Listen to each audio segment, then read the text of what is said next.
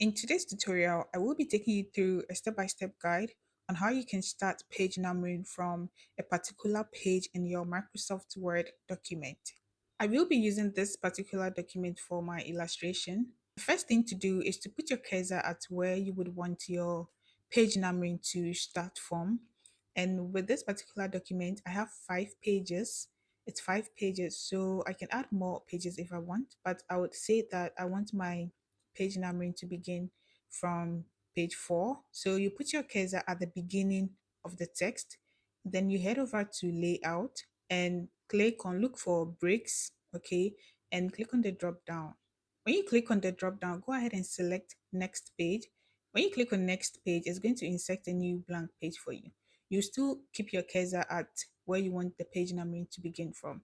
Then we head over to insert and then navigate your mouse to footer and select the type of footer that you want. Make sure that you look for link to previous. If this is highlighted, you click on it to unhighlight it, okay?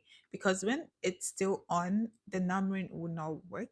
So you scroll down, you scroll up, sorry, when you scroll up, you see some numberings here. It's because I've already used this particular document for this purpose. That's why the numbers are not showing. But on your end, you're going to see the numberings like this. It's going to be like this. Okay. The numberings are going to be like this. You see one, two, three, four, and all that. Navigate your cursor to navigate your cursor to the numbers, okay, and then you hit the backspace on your keyboard to clear the number. You can also highlight on the number like this.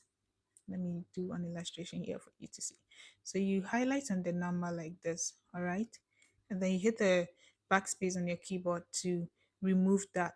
One main thing to also note is that when the numbers are here, you make sure that you remove them. You highlight, you remove using the backspace. You do the same for the second page. You do the same for the third page till you get to the page where you want the numbering to start from. When you get to the page where you want the numbering to start from, for instance, I want the numbering to start from here.